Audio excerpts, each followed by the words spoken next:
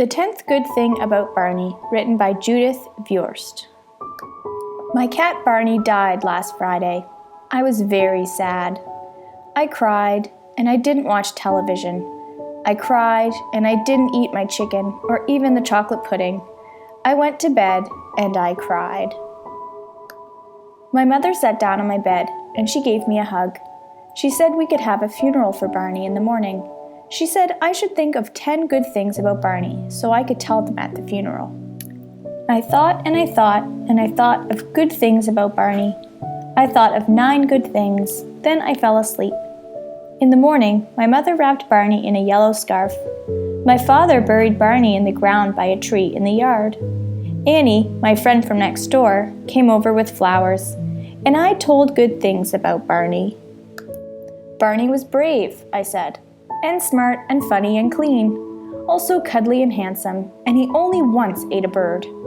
It was sweet, I said, to hear him purr in my ear, and sometimes he slept on my belly and kept it warm. Those are all good things, said my mother, but I just count 9. I said I would try to think of another one later. At the end of the funeral, we sang a song for Barney. We couldn't remember any cat songs, so we sang one about a pussy willow. Even my father knew the words. Then Annie and I went into the kitchen with Mother. She gave us orangeade and butter cookies, and she left the box on the table so we could have seconds. I gave my seconds to Annie. I miss Barney, I said.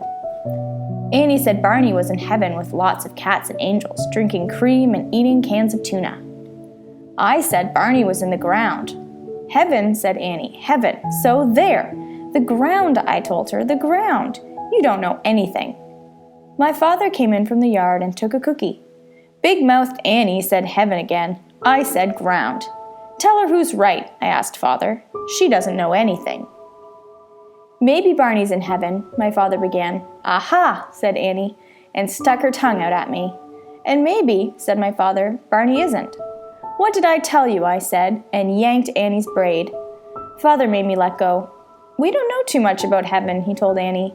We can't be absolutely sure that it's there. But if it's there, said Annie in her absolutely sure voice, it's bound to have room for Barney and tuna and cream. She finished another cookie and went back home. My father told me he had to work in the garden. I said that I would help, but only a little. I told him I didn't like it that Barney was dead. He said, why should I like it? It's sad, he said. He told me that it might not feel so sad tomorrow.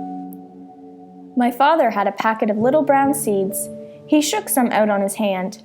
The ground will give them food and a place to live, he said, and soon they'll grow a stem and some leaves and flowers. I squeezed the packet open and looked down to the bottom. I told him, I don't see leaves and I don't see flowers.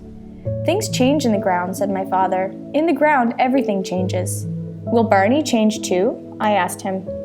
Oh yes, said my father. He'll change until he's part of the ground in the garden. And then I asked, will he help to make flowers and leaves?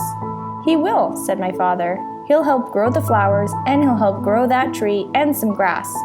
You know, he said, that's a pretty nice job for a cat.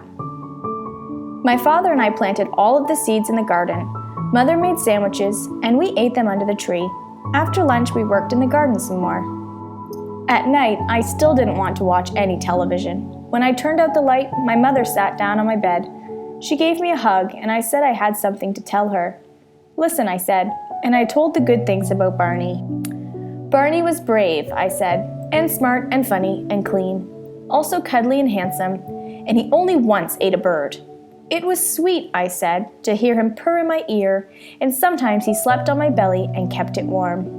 Those are all good things, said my mother, but I still just count 9. Yes, I said, but now I have another. Barney is in the ground, and he is helping grow flowers. You know, I said, that's a pretty nice job for a cat.